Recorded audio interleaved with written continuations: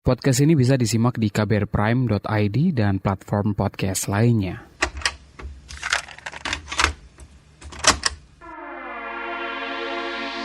Kamu lagi dengerin Love Buzz bersama saya, Asrul Dwi. Kalau dengar kata New York yang terngiang dalam benak saya atau ingatan saya selain film, dokumenter Paris is Burning, juga ada lagu Englishman in New York. Di dalam liriknya ada kalimat I'm an alien, I'm a legal alien, I'm an Englishman in New York.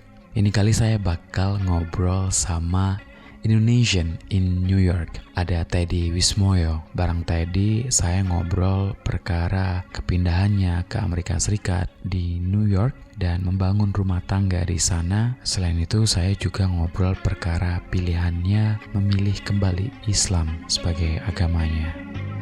Love Buzz, membicarakan perkara yang tidak dibicarakan ketika berbicara perkara cinta. Boleh cerita dulu gak sih memilih pindah ke sana, meninggalkan Jakarta gitu? Saya dan suami saya sekarang, kita kenal sekitar 2016, terus ya kita jalanin masa-masa pacaran di Jakarta, terus 2019 saya ngelamar dia, terus kita mulai ngobrol, kita arahnya kemana ya nih setelah ini gitu, dan banyak dari teman-teman juga, teman-teman dekat kita tuh mereka langsung cari tahu gimana caranya untuk menikah di luar negeri, syaratnya apa saja, kemudian apa yang harus dilakukan gitu, selama mencari tempat untuk kami menikah gitu. Udah ketemu nih tempat, udah kayak 100% jadi gitu. Kita akhirnya memutuskan untuk ke New Zealand. Tapi pandemi waktu itu terus udah 100% semuanya, tapi akhirnya balik lagi tiket dan yang lain-lain untungnya. Terus selama masa pandemi itu kita udah pasrah ya, kita mau kemana ya? Ya udahlah, kita mungkin akan stuck di sini sampai ya nggak tahu pandemi kapan selesai. Terus kita coba apply ke Kanada waktu saat itu, nggak ada kabar sama sekali karena mereka bordernya masih tutup. Akhirnya kita memutuskan untuk ke Amerika. Nah, ketika kita mutusin untuk ke New York tuh kita research-nya benar-benar sangat singkat. Agustus 2021, terus kita telepon beberapa teman yang tinggal di New York, gimana pendapat mereka, dan mereka bilang go ahead, kayak kita coba aja gimana beruntungnya kita. Akhirnya kebetulan Galih tuh dulu sekolah di Amerika ya, dia ambil masternya di San Francisco gitu. Terus saya apply visa, terus diterima, terus kita pindah ke sini, kita menikah, dan alhamdulillah kita sudah bekerja secara legal di sini. Secara legal means kita sudah punya pajak ya, kita sudah bayar pajak, kita sudah berkewajiban sebagai warga negara lainnya gitu, walaupun kami dalam hitungannya belum menjadi warga negara Amerika. Tapi memang rencananya ada ke sana pengen pindah warga negara gitu atau enggak sebenarnya? Saya balikin ke teman-teman deh. Sekarang as a LGBT di Indonesia, do we have a future di Indonesia? Saya bilang nggak ada future di Indonesia, nggak juga gitu. Cuman mungkin ada yang tahu di sosial media kan kami lumayan menyuarakan tentang hak kami sebagai gay couple dari Indonesia gitu. Kami dua-duanya berasal dari Indonesia, kami dua-duanya Muslim. Saya berasal dari daerah yang masih menerapkan hukum Islam. Sampai detik ini saya 100%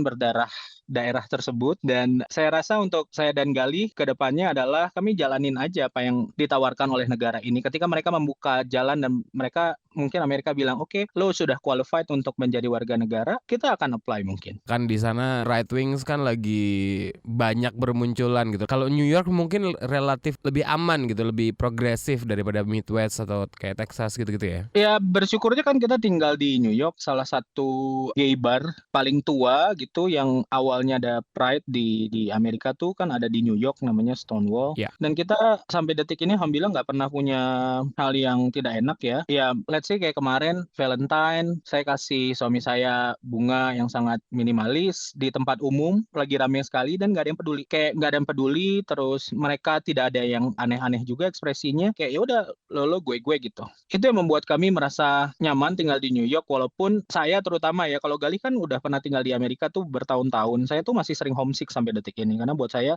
juga sempat bertanya nih, keputusan yang benar nggak ya saya meninggalkan tanah air di saat saya punya kerja yang bagus, saya dan Galih punya rumah di Jakarta gitu, kita punya kehidupan yang tidak ada alasan untuk kita pindah sebenarnya selain kita terpersekusi ya, dipersekusi di Indonesia gitu. Tidak ada alasan lain gitu. Tapi semakin kesini saya semakin sadar bahwa ternyata menjadi manusia seutuhnya saya merasakan di New York gitu. Saya ketika pergi gitu ya, saya dan Galih misalnya kita kita berbeda train, kita kayak saling cium gitu di station gitu, dan kayak nggak ada yang peduli gitu. Dan buat kami kayak, oh ini mungkin salah satu jalan Tuhan yang memang Tuhan udah create dengan benar ya gitu. Saya masih praktis sekali ya, dan saya percaya bahwa saya ditunda, saya tidak bisa ke Auckland pada saat itu, saya tidak bisa ke Kanada. Mungkin maksudnya mental saya lebih siap di New York. Seperti teman-teman tahu, New York adalah salah satu kota termahal di dunia, Iya. paling keras, semua orang dari seluruh dunia ada di sini gitu. Jadi kalau kalian ke Times Square kemanapun, berbagai bahasa ada di sana. Kalian bisa dengar termasuk bahasa Indonesia, karena orang-orang Indo kan kaya-kaya ya. Jadi musim liburan mereka pasti akan ada di sana semua. Kalau bilang Jakarta keras, berarti New York lebih keras gitu nggak sih? Saya merasa jauh lebih keras karena kan banyak teman-teman bilang kayak, di Amerika di New York ada setan nggak sih? Kayak di sini kan gloomy ya. Winter tuh kan kita jam 4 sore udah gelap ya selama winter. Nah kalau misalnya lagi kayak kemarin sempat salju, terus minus, kita sempat minus berapa ya? Minus 10, minus 11 gitu. Kayak banyak yang nanya juga, ada setan nggak ya? Nggak ada, karena setannya manusianya. Ya kan kita harus waspada ketika kita di kereta nih, orang bawa apa ya gitu. Dan kita pulang jam 1, jam 2 malam gitu, misalnya kita ada ke bar atau kemana, kita pulang tuh nggak boleh kan dalam keadaan kayak gitu. Kita harus sadar kan kita nggak tahu apa yang terjadi gitu. Jadi makanya saya bilang kerasnya adalah di sini semuanya mahal, semuanya. Minimal di sini $15 tuh nggak ada artinya sama sekali. Di Indonesia $15 means 200.000 toh. Itu kita bisa makan seminggu mungkin warteg hemat-hemat 200.000 ya nggak sih? Di sini even nasi goreng Indonesia aja tuh di atas $15 dan belum pajak. Dan pajaknya mahal banget. Amit-amit deh. Banyak masak sendiri dong kalau di sana, nasi goreng aja segitu. Harus banyak masak sendiri sih, harus. Enak nggak enak ditelan. Tapi ini nggak sih, udah sempat balik gitu selama 3-4 tahun ini ke Jakarta sama Belum. sekali? Karena saya merasa saya belum qualified untuk balik. Buat apa saya balik di saat saya belum jadi apa-apa di negara orang kan. Kasarnya gini, di rumah nyokap gue yang gue cicil belum lunas nih, ngapain gue balik ya. Sebelumnya di Jakarta kan? Kangen Jakarta, Di apa Jakarta, yang saya bikin tinggal di Jakarta kangen gitu? To be honest tuh suara azan ya. Suara azan di masjid tuh buat saya bukan mencoba untuk religius dan segala macam, enggak sama sekali, tapi ada rasa di mana ada momen-momen di mana waktu kita masih tinggal di Indonesia tuh kan kalau Sabtu suka ada pengajian ibu-ibu nggak sih, setiap pagi jam 8 pagi tuh kadang suka kayak berisik banget gitu, tapi ini ternyata saya kangenin sekali di sini gitu, suara azan. Terus saya rindu juga makanan murah, saya rindu juga beberapa fasilitas. Kita punya aplikasi untuk pesan makanan kan yang murah banget, di sini ada, tapi di sini mahal banget. Kita pesan makanan aja 2 dan ongkosnya mereka dan tips dan tax itu bisa $50-60. Kelas gambar masih jalan nggak sih? Terakhir tuh kelas gambar setelah berapa bulan kita di sini, akhirnya kita putusin untuk kita stop kelas gambar karena kan saya dan Gali di sini nggak ada yang bisa lanjutin, dan teman-teman di sana juga kita nggak mau ngebebanin buat mereka karena kan volunteer kan tidak digaji. Jadi kami mutusin oke, kita tutup dulu. Tapi kita berencana untuk membuka kelas gambar di Amerika sebentar lagi, khusus untuk anak-anak refugee yang memang membutuhkan fasilitas art, karena kebetulan Gali di Amerika juga kan ngajarnya, dia sebagai art teacher, terus dia sedang melanjutkan S3 Urban Education of something gitu. Jadi ya mudah-mudahan kita bisa buka lagi di sini. Kalau tadi berarti di sana kegiatannya apa aja? Saya kerja di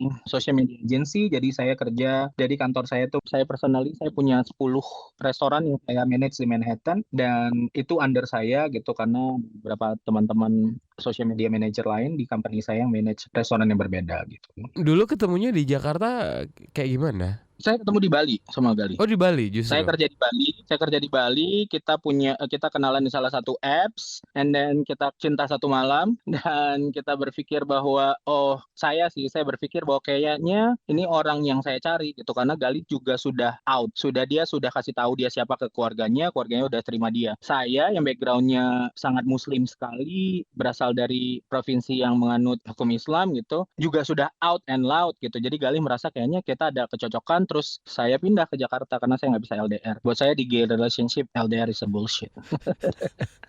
Really? Oke.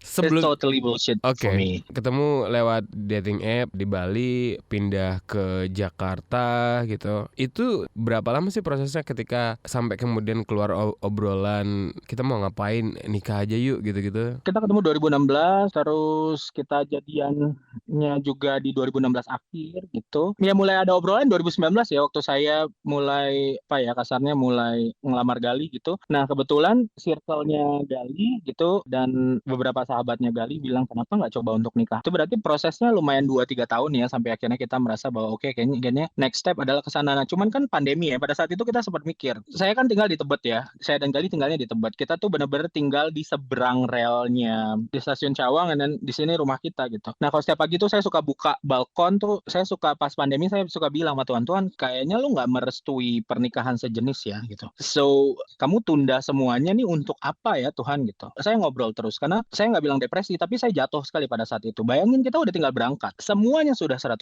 ada gitu. Udah tinggal berangkat sampai cancel. Ya udah, ada momen di mana Galih pada saat itu sakit DBD. Sedihnya adalah pada saat itu ya saya harus ngomong, oh ini siapa gitu. Oh saya adiknya gitu. Sebagai orang, sebagai pendampingnya saya sedih ya karena he's my fiance. Dia calon suami saya gitu. Tapi momen itu justru saya tahu bahwa oh Tuhan tuh lagi pengen ngasih kita waktu ngobrol lagi berdua, yakin lagi, ketemu setiap hari sama pandemi sampai butek ya, kepala sampai bosen setiap hari kan. Ternyata Tuhan kasih waktu kita untuk ngobrol, yakin nggak? Setelah kita bilang saya yakin, oke saya yakin gitu. Ya udah, Tuhan buka jalan kita ke New York tuh kayak di jalan tol jam 3 jam 4 pagi kali ya.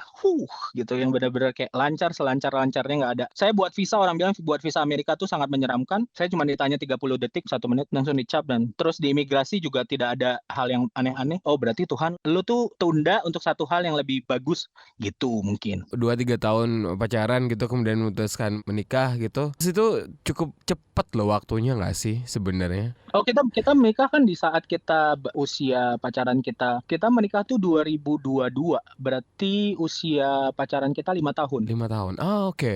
Iya. Wow, oke. Usia pacaran kita 5 tahun. Pacaran 5 tahun dan berarti kita sekarang sudah masuk tahun ke-8 kan. Kalau dibilang cepat mungkin, tapi buat kami 5 tahun lumayan lama ya gitu. Karena kan ya straight couple juga tinggal bareng juga kumpul kebo juga kan banyak ya. Kita kan juga setiap hari juga kan tinggalnya bareng. Jadi ya itu kita udah lewatin, kalau dibilang kita udah menikah ya mungkin dari dulu kita udah merasakan hidup menikah. Jadi ketika tinggal bareng satu rumah di sini di Amerika apa bedanya? Bedanya nggak ada mbak, bedanya nggak ada supir, bedanya nggak ada yang bantuin gitu aja. Adjustment gitu as a couple di Jakarta juga udah tinggal bareng. Kalau di sana kayak gimana sih adjustment kalian gitu? Ini menariknya adalah kita bagi tugas ya. Kita harus punya tabungan bersama pertama. Terus kita bagi tugas karena biasanya ada yang bersihin rumah, ada mbak, segala macam. Ini kita kerjain sendiri. Itu kita melakukan semuanya bagi tugas sama-sama. Nah ini ada pertanyaan juga yang selalu masuk ke saya gitu. Saya nggak tahu, kebanyakan teman-teman gay di Indonesia melihat gay yang menikah. Mereka tuh, kebanyakan dari mereka suka bertanya yang tidak sopan. Buat saya nggak sopan. Karena suka bertanya kayak, oh berarti istrinya siapa? Oh ininya siapa gitu. I'm so sorry, tapi kayak both of us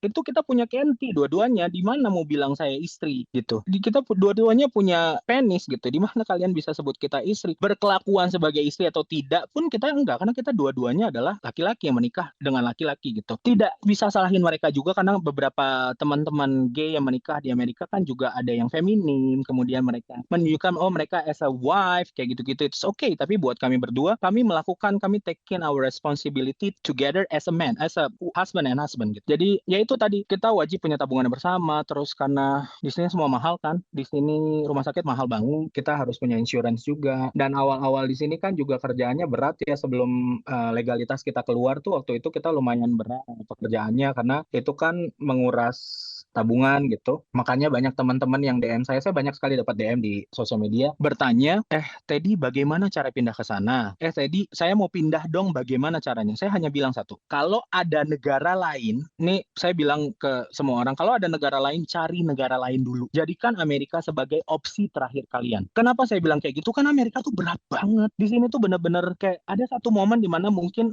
ini saya nggak banyak share ya. Saya pernah melihat di depan mata saya ada homeless meninggal. Malamnya dia ditusuk masih berdarah-darah di depan mata saya. Saya mau ke kantor waktu itu, tapi saya ke gym dulu setiap pagi. Biasanya kayak gitu. Saya ke gym dulu. Saya lihat di depan mata saya. Tahu nggak apa yang lebih nyakitin lagi? Ketika namanya ada di tembok itu, namanya adalah Susanto, means orang Jawa. Makanya saya bilang sama Gali pada saat itu, kok kayak dia sering ngelihat kita kayak mengerti apa yang kita ngomong. Ternyata yang meninggal orang Jawa. Tapi saya lihatnya kok ini he looks like a Chinese, like Cindo kan gitu. Kita nggak tahu, kita nggak bisa kayak oh ini orang Indo, dia orang Jawa. Nah momen itu yang saya bilang sama Gali, mungkin suatu hari bisa kena di kita. Amit-amit, knock the wood. Nauzubillah min dzalik ya. Tapi kita harus tahu bahwa Amerika semenyeramkan itu. Itu saya bilang ke teman-teman yang mau pindah ke sini, kalian harus siap tabungan. Ketika kalian ilegal di sini, saya tidak merekomendasikan.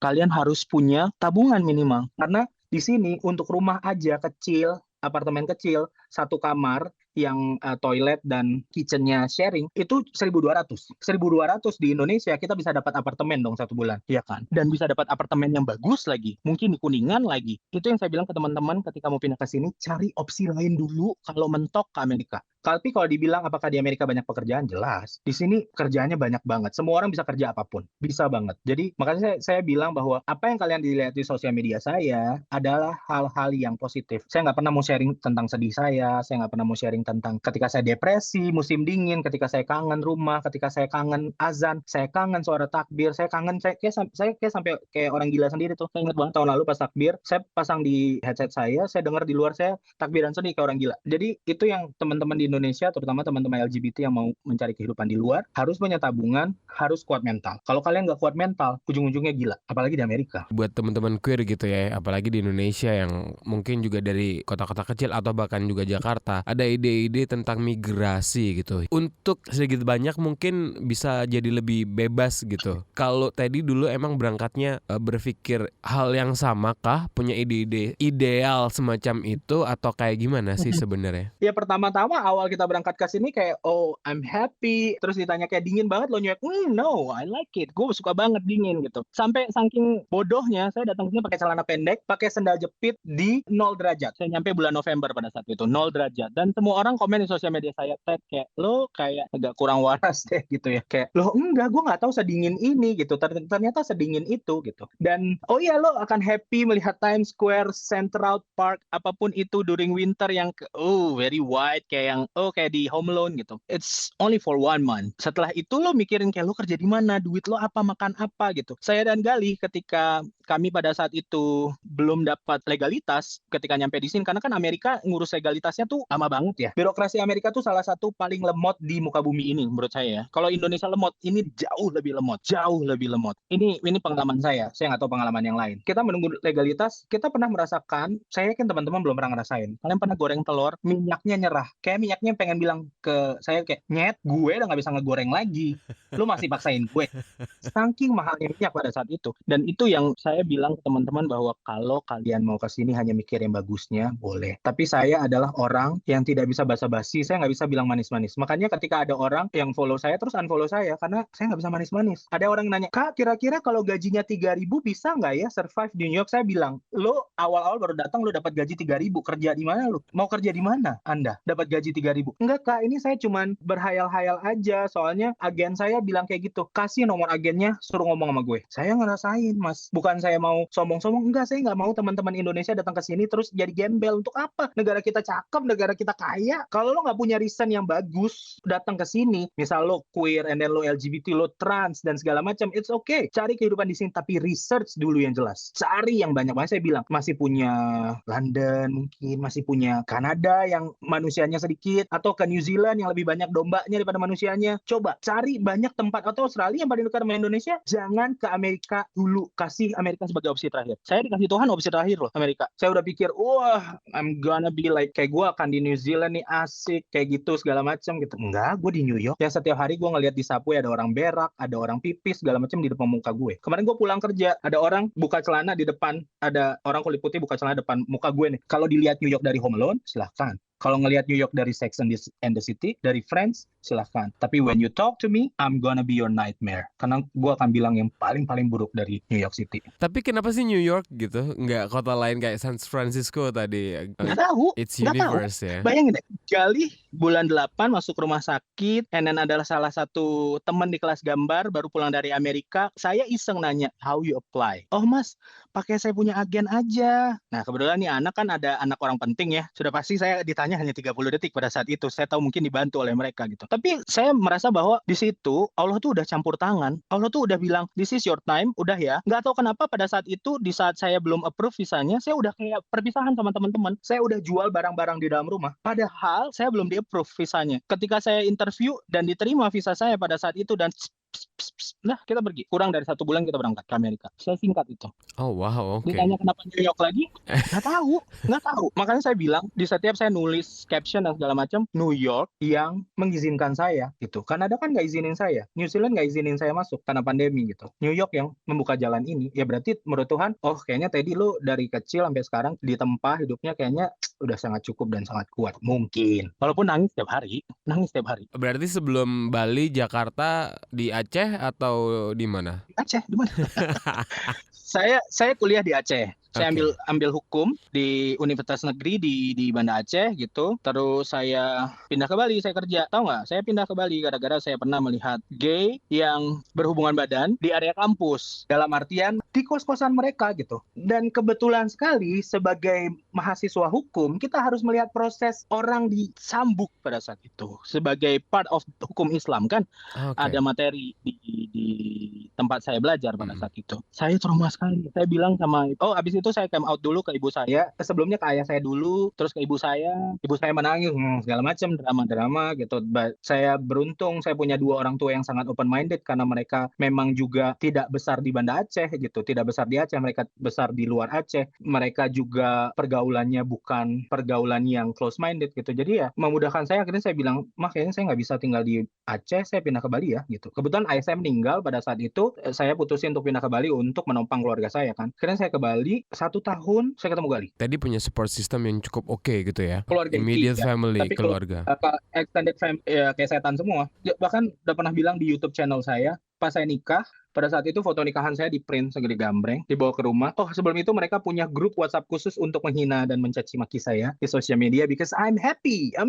Di print, dibawa ke rumah saya pada saat itu. Yang mama saya lakuin adalah dia diusir. Mama saya bilang, ini anak saya yang lebih tahu. Kamu tahu nggak, kamu nginjekin ini rumah, yang bangun dan yang buat adalah anak saya yang gay dan menikah dengan laki-laki itu. That's it. Dan apa yang harus saya bilang ke mereka juga adalah, suami saya adalah orang yang terpelajar. Dia double degree masternya, dia sekarang sedang mengambil S3. Dia adalah datang dari keluarga yang terpelajar. Dan buat teman-teman lain yang kepalanya kesumbat sama agama, juga saya pengen bilang, banyak sekali gay yang akhirnya pindah ke luar negeri yang pintar-pintar. Tau nggak kenapa? Karena banyak banget orang di Indonesia yang apa-apa ngaitin sama agama, yang seolah-olah saya pernah diserang. Tolong jangan bawa-bawa gay muslim ya, because you not represented us. Lo bukan muslim. Oke, saya sholat, saya nangis sama Allah pada saat itu. Gue nggak boleh nih sholat, yakin. Gue nggak boleh puasa. Saya masih Islam loh, saya nggak mau pindah agama. Banyak teman-teman gay yang akhirnya berpindah ke kepercayaan kan, kenapa ribet banget jadi orang Islam. Tapi buat saya bilang, enggak Tuhan, saya ketemu kamu 2016, saya baru pilih Islam sebagai agama saya 2016 loh. I was born as a Muslim. Tapi ketika saya melakukan semua ritual itu karena keluarga saya, bukan karena saya mau. Kayak, sholat gitu. Iya mat.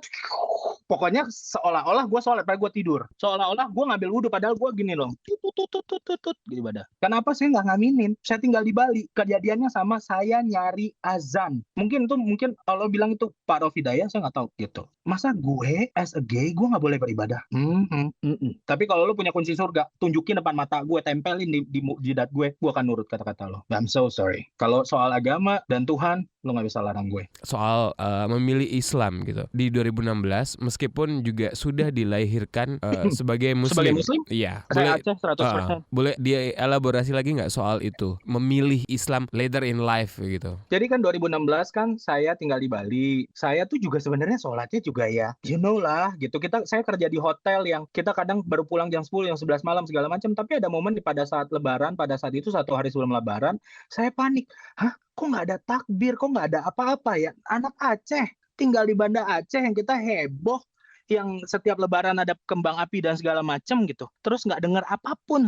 Tahu nggak sih, saya tinggal 3 blok dari klub malam. Dan jam 4 pagi yang harusnya orang udah Allahu Akbar, itu jedak-jeduk tuh. Lo kalau mau bilang setan, di sana semua jangan bilang gue gitu. Nggak dengar apapun. Akhirnya nangis, terus cari YouTube dan segala macam. Nah, pas saya sholat Id, pada saat itu dijagain sama pecalang tuh, pecalang Bali. Makanya saya tuh cinta banget sama Bali, karena mereka tuh respect banget sama kepercayaan orang lain. Dan mereka nggak ngejudge kita sama sekali gitu. Saya pernah pas puasa, nyepi ya mereka ya. Kita boleh sholat Jumat loh. Mereka sangat tidak insecure dengan agamanya. Kenapa kita yang mayoritas, kita insecure banget sama agama kita. Kenapa? Kayak apa-apa kayaknya kesannya kayak menistakan agama, kamu masuk neraka. Why? Di saat orang Bali kayaknya yang kayak mereka minoritas, terus ada orang yang harus sholat, monggo sholat toh. Pas sholat Id juga kita dijagain sama pecalang. Itu momen dimana saya bilang, oke, terima kasih Tuhan, ini teguran sangat baik. And after that I choose Islam as my guidance. Nemuin kedamaian gitu ya di antara narasi-narasi mainstream tentang Islam yang mengecualikan teman-teman LGBT. Kalau Teddy nemuin common ground gitu ya untuk biar damai gitu, kayak gimana sih dulu prosesnya?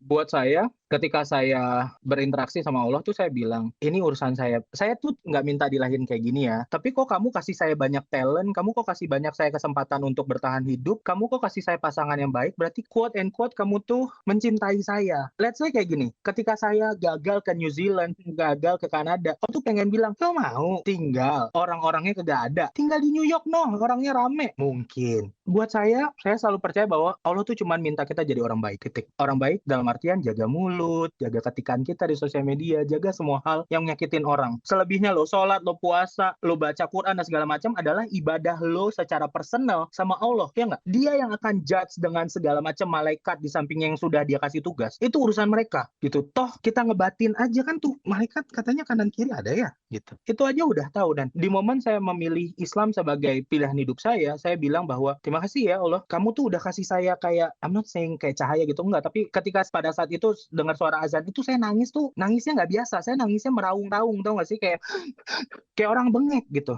pada saat itu gitu. Tapi saya percaya bahwa oke, ini Allah tuh mau saya untuk tetap stay ya. Kamu stay sama saya ya di saat kamu tuh 26 tahun nggak tahu saya siapa gitu. Akhirnya saya tahu Allah tuh cuma mau kita jadi orang baik, titik. Mau kamu gay, mau kamu homo segala macam, saya gay kan. Saya openly gay. I'm really really proud. Kalau dalam Islam ada reinkarnasi, misalnya saya terlahir sebagai apa, saya akan minta sebagai gay lagi. I don't care, nggak masalah gitu. Mau orang menghina apa, saya segala macam saya nggak perlu. Tapi saya tahu bahwa Allah tuh selalu kasih saya kesempatan untuk menjadi orang baik. Itu aja. Tinggal di sana udah berapa? 3-4 tahun gitu ya. Untuk bikin sense of home itu kan, apalagi di tempat yang jauh dari tanah kelahiran kita, itu kan ya susah banget gitu kan. Dulu mungkin pernah mengalami juga di Bali gitu ya. Kalau sekarang di New York kayak gimana sih gitu untuk menciptakan rumah gitu? Kebetulan kan saya dan Gali tuh tipikal orang yang mageran. Kita nggak suka traveling kebetulan. Jadi kalau orang ke Amerika, mereka udah menjelajah San Francisco, ke Disneyland, ke Universal Studio, Marvel Studio, dan yang lain-lain. Kita baru hanya New Jersey, which is state tetangga. Kami mengalokasikan budget kita dengan mendekorasi rumah gitu. Mungkin kalau teman-teman lihat sosial media saya, kita punya backyard yang ketika saljuan kita bisa main di backyard kita sendiri. Kenapa buat rumah ini senyaman mungkin? Setiap teman-teman kita kesini, mau orang Indonesia, mau teman-teman non-Indonesia, kita setiap datang mereka selalu bilang kayak, boleh nggak ya gue tidur sini aja gitu. Senyaman itu mereka gitu. Terus kebetulan saya bisa masak gitu. Jadi Galih nggak pernah homesick dengan masakan Indonesia karena saya sangat familiar dengan masakan-masakan Sumatera gitu. Saya bisa masak hampir semua masakan Sumatera gitu. Jadi nggak ada hal yang gimana-gimana, cuman bedanya ya itu kalau ngomongin soal, ya saya nggak dengar azan aja. Nggak ada hal yang masjid Indonesia juga lumayan nggak jauh juga sih. 4 station doang dari sini, which is cuman 5 menit naik mobil. Kalau sama keluarga juga kedua-duanya masih komunikasi terus gitu ya? Oh ya, ibunya Gali, ibunya saya, mereka ngobrol bareng, mereka chat bareng. Ya soalnya kalau menikah di Indonesia kan family affair banget gitu kan, riweh gitu. Ngalamin yang gitu-gitu juga nggak sih dengan keluarga? Oh iya dong. Oh, drama-drama keluarga, iya dong pasti. Saya nggak ada ngalamin drama-drama keluarga karena kan saya masuk ke keluarganya Galih yang notabene mereka orang Jawa, saya orang Sumatera, saya ngomong belak-belakan, saya ngomongnya kenceng gitu ya, jadi mereka suka kaget-kagetan kalau saya lagi ngomong gitu. Galih juga kalau dengar saya ngomong sama mama saya juga kaget, gitu, suka kaget-kagetan karena kan saya orangnya memang suaranya gede banget ya, suaranya memang benar-benar kenceng gitu kalau ngomong sama ibu saya gitu ya. Paling itu sih, drama-drama keluarganya dinikmati aja. Dinamika dengan ipar-ipar kita nikmati saja. Tadi sempat cerita soal Valentine kemarin ngasih bunga gitu-gitu.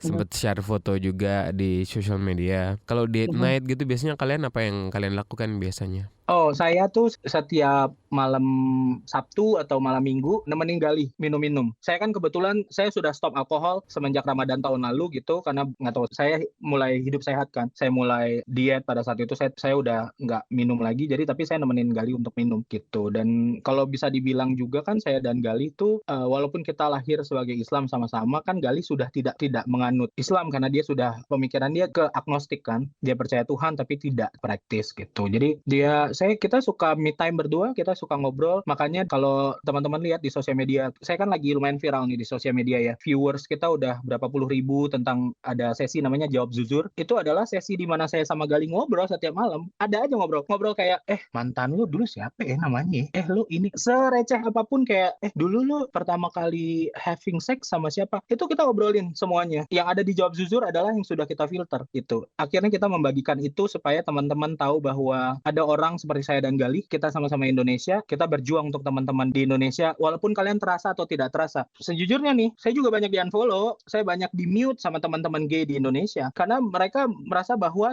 hidup saya enak mungkin, hidup saya menyenangkan mungkin. Tapi tanpa mereka tahu bahwa saya itu terpisah 10.000 kilometer dari ibu saya. 10.000 kilometer. Tahu kan tiketnya berapa? $2.000.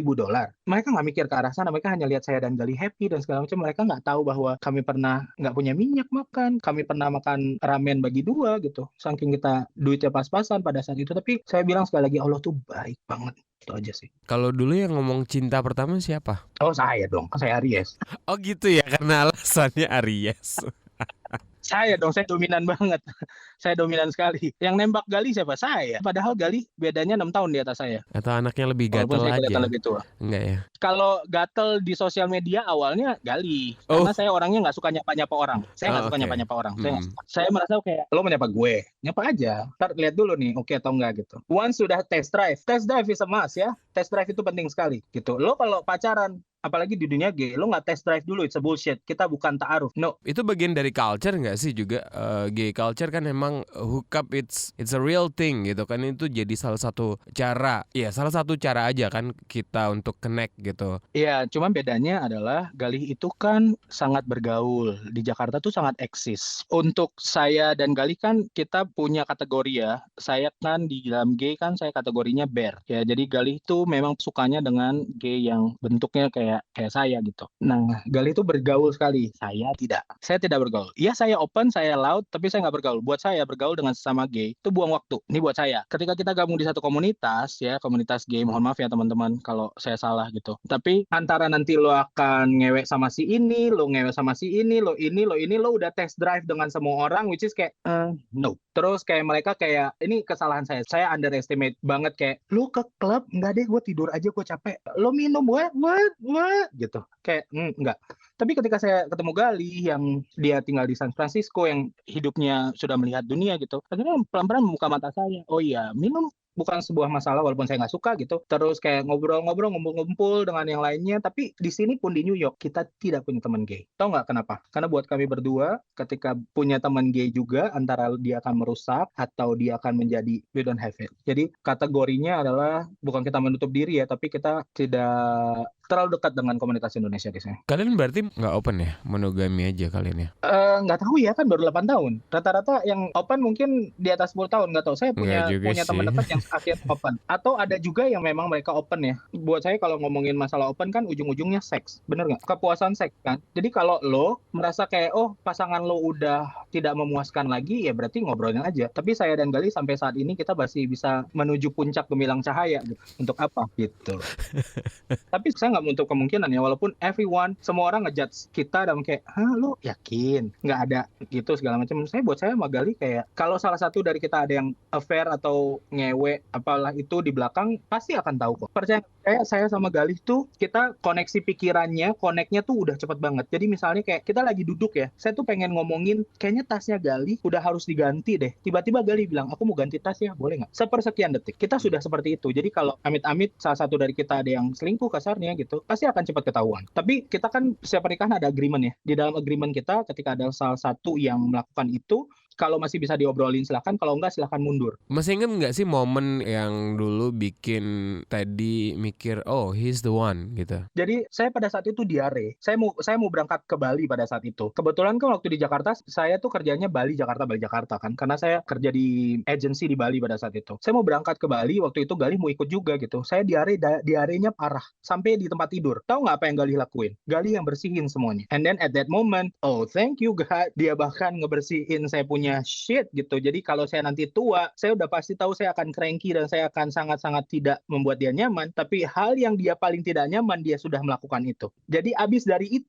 situ saya ngobrol sama saya punya very gay mother di Bali pada saat itu. Dia orang yang paling tahu saya pada saat itu tentang hubungan saya dan Galih juga. Saya bilang, "Anti, saya mau ngelamar Galih." And then dia kayak, do it gitu. Oke, dia bantu saya cari cincin dan segala macam sampai akhirnya saya ngelamar. Itulah ketika ditanya apa? Karena Galih sudah pernah membersihkan berak saya. That's the highest form of love gitu ya, kayaknya ya. Oh iya dong, karena nanti kalau lo tua, amit-amit ya, siapa salah satu duluan tua gitu. Terus kayak, we never know kita carrier apa di dalam tubuh kita kan. And then lo sakit, and then lo nggak punya duit buat bayar orang, terutama di Amerika, siapa yang berbersihin lo? Masa eutanasia gitu, lo dimatiin? Kan nggak dong. Dan itu sih momennya, saya tuh nggak punya figur laki-laki yang baik. Semua laki-laki di keluarga saya adalah bangsat sebangsat-bangsatnya manusia. Mereka main perempuan, mereka ini itu gitu. Ayah saya juga bercerai dengan ibu saya, kekerasan rumah tangga, saya punya tanda hidup, disiksa sama ayah saya banyak hal deh. Tapi ketika saya bertemu Galih, saya langsung bilang, nah ini balik lagi,